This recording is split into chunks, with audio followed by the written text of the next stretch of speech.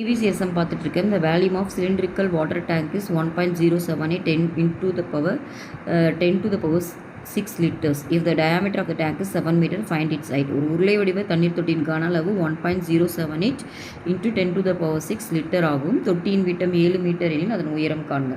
விட்டம் வந்து 7 மீட்டரில் கொடுத்துருக்காங்க. ஆனால் வந்துட்டு கன அளவு பார்த்தீங்கன்னா to the power 10 to the power 6 லிட்டர்னு கொடுத்துருக்காங்க. ஸோ இதை முதல்ல மீட்டர்னு மாற்றிக்கலாம். நம்மளுக்கு தெரியும் 1 மீட்டர் க்யூப் வந்து 1000 லிட்டர். ஓகேவா? அப்போ இதை மாற்றினீங்கன்னா என்ன ஆகும்?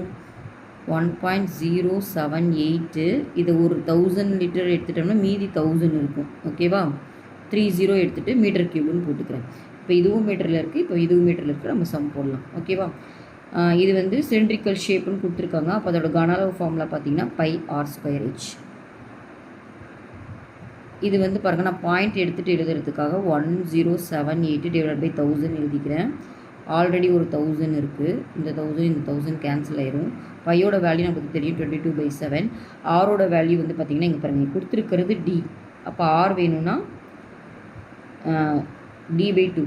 அப்போ 7/2ன்னு வரும். கரெக்டாக? ஏன்னா நம்மளுக்கு தெரியும் 2r = d. அப்போ எனக்கு r வேணும்னா d/2. ஸோ 7/2 7/2 h தான் நம்ம கண்டுபிடிக்கணும். h is equal to 1078. இந்த 7 கேன்சல் ஆகிடும். இந்த 2 டேபிளை கேன்சல் பண்ணிங்கன்னா 11. எனக்கு h தான் வேணும். ஓகேவா? அப்போ h வேணும்னா 1078.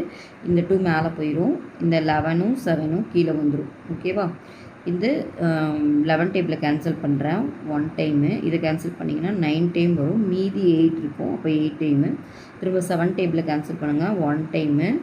மீதி 2 இருக்குமா 28ல் 4 டைம். அப்போ ஹெச் வந்து பார்த்திங்கன்னா 14 2s are 28. அப்போ அதன் உயரம் வந்து பார்த்திங்கன்னா 28 மீட்டர். ஓகேவா?